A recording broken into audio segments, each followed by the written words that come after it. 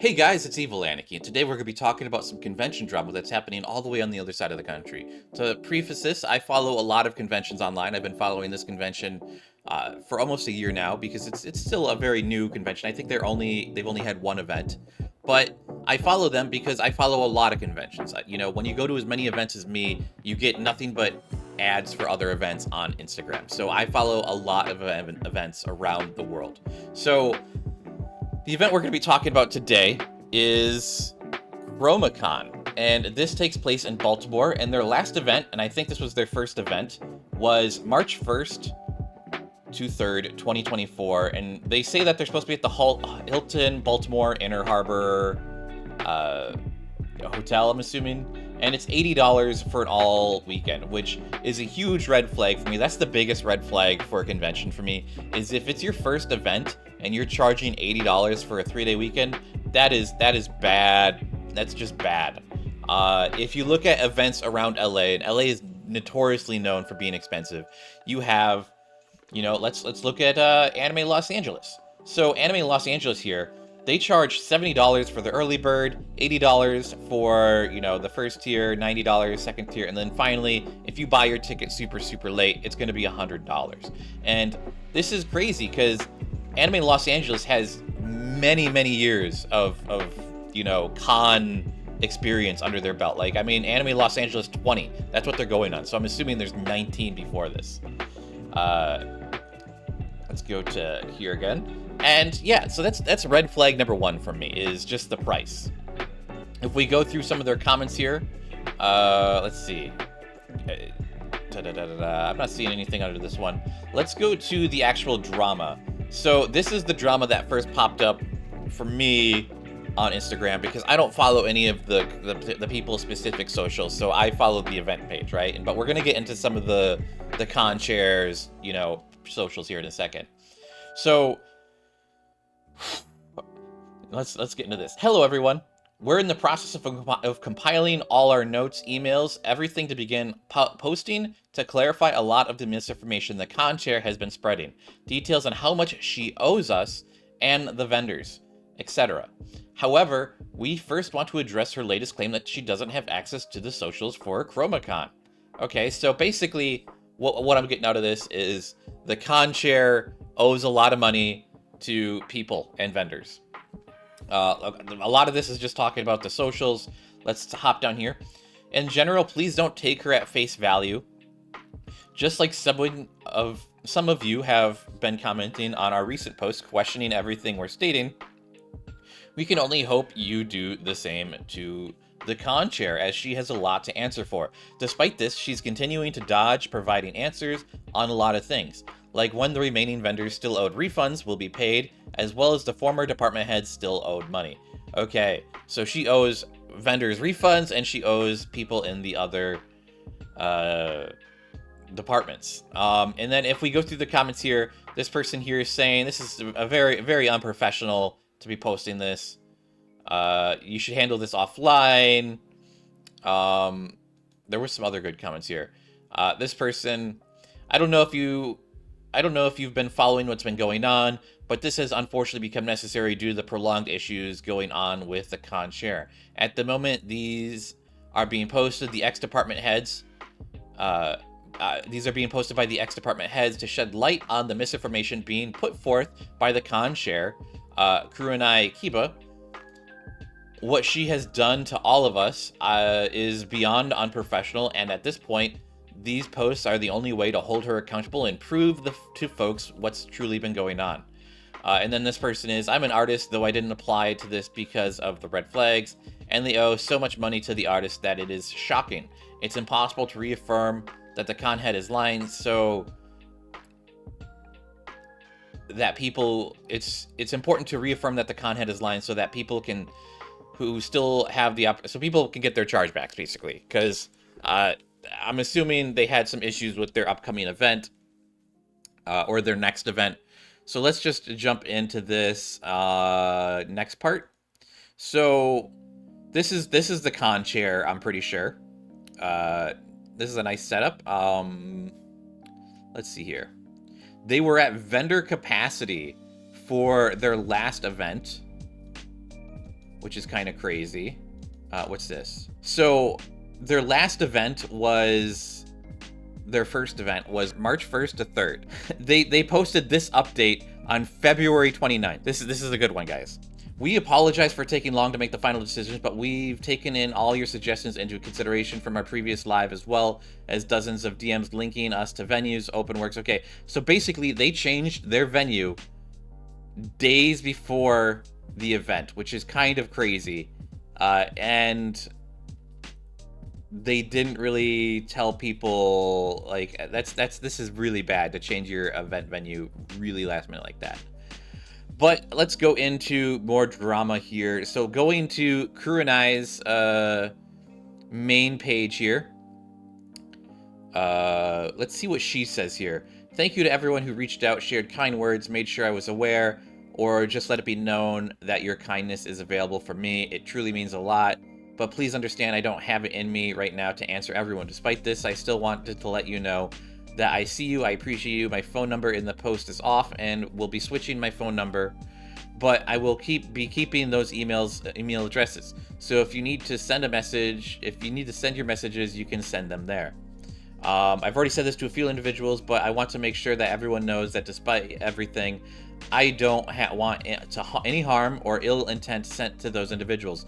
They're frustrated, and while I don't condone the action that took place, I don't want to be the reason to continue the cycle. However, moving forward, I will be moving different. I promised KhromaKon next year, so I will be doing so. I promised artist rollovers, so I will be doing so. I promised I would make it up to Baltimore artists, so I will be doing so. I promised guests can pause and come next year, so I will be doing so. I promised refunds, so I will continue to do so. I have about 1/3 left to go, and my goals have not changed.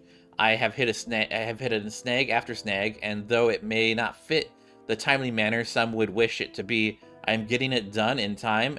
I can get it done. This changes nothing. I do not have access to social media anymore, as they have switched the logins for Instagram and Twitter so they can post freely. I made social media before and built it up, so I will be doing it again. So it looks like from this post was posted before the other one, and it looks like basically she's saying her socials were taken over by the other department heads, and she owes all these people money because of the venue change, and maybe people backed out because of the venue change and all that.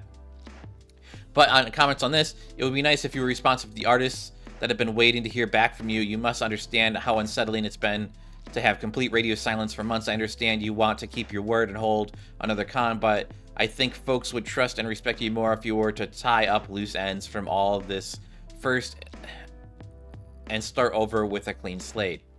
Kind of crazy. So basically, my understanding is she's kind of just run off with their money, huh? Maybe there's more on their Twitter here. No, their Twitter is, oh, here we go.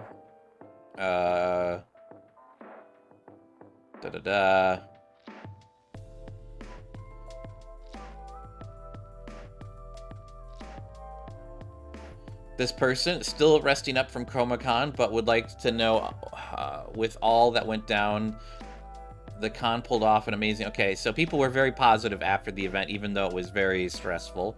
And now it seems a few months afterwards, she's owing a lot of people money, which is not a good look. So here's the person in question. Hey, hi, hello. I am Aniki. I'm an artist, a cosplayer, a writer, a podcaster, and finally, I'm also the convention chairwoman for ChromaKon, happening in March.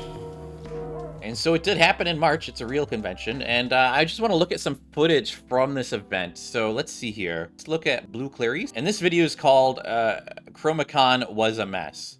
And let's just jump into here. So just looking at this convention, I can already tell that the venue was small. Clearly not the hotel that they were promised. And as you can see here, this is a rough turnout for an event. This is a really small event. If I had paid $80 for something like this, I would be very sad. It does look like there's some decent vendors, but overall, just the size of the event is not worth $80. And the fact that they don't have like a map of it online is really concerning, because I mean, if the venue changes last minute, you're not going to be able to have a map anyway. I mean, look at this. Like, you have vendors, so you have vendors And then you have gaming stations just feet away. This is a bad. It kind of feels like it's in a school or like in a rec center of some sort.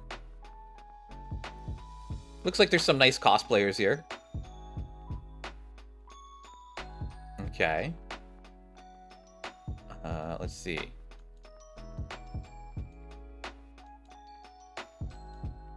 Yeah, so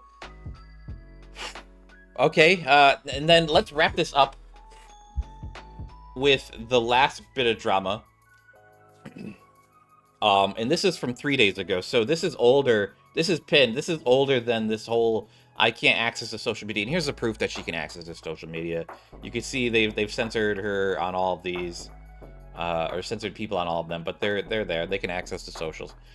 This one here, it is with heavy hearts the former department heads of ChromaKon are posting this, but it must be stated, and we highly encourage everyone seeing this to share this as much as possible and get the word out. Okay, so let's do that.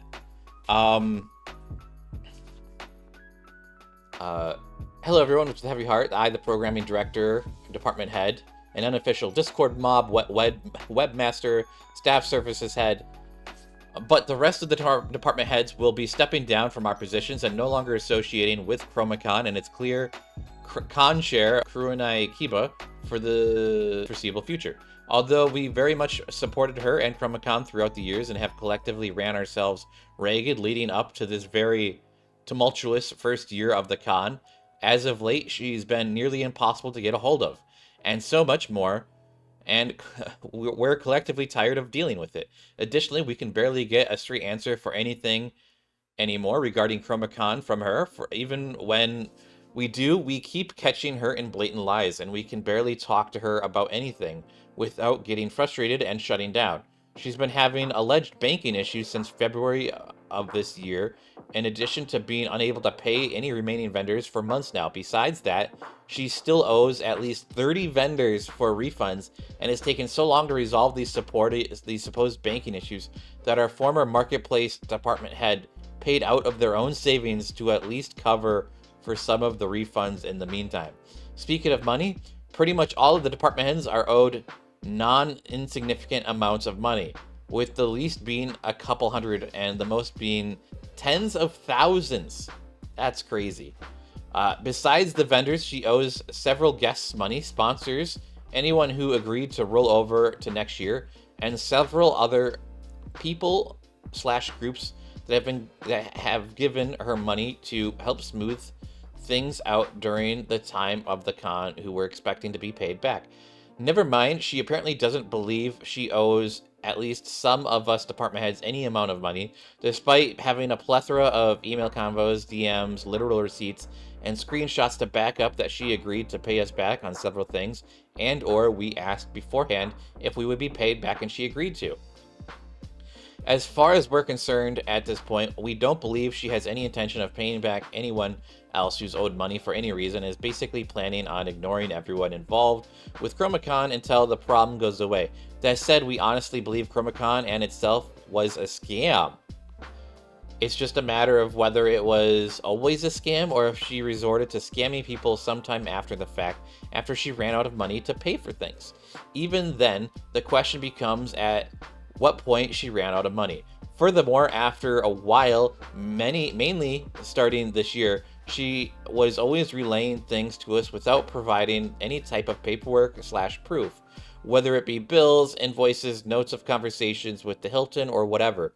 Legal receipts, nothing, pretty much of everything poorly communicated to us, mainly for this year, was strictly on a take my word for it basis, even though at no point were we ever given a clear view of what the budget situation was like. Oh my god, this is so long. Regardless, if you know at least some of us outside of ChromaKon, we can go over all of our receipts on everything, but we're not going to delay our departure any longer just to do so. Anyway, here's all the contact information we have for her. As far as we're concerned, she needs to... Okay, whoa, I might have to censor some of that. Besides this, it's stated that she basically completely ghosted all of us, and no matter what form of communication is used to try and get in touch with her, she doesn't answer, and all messages go ignored.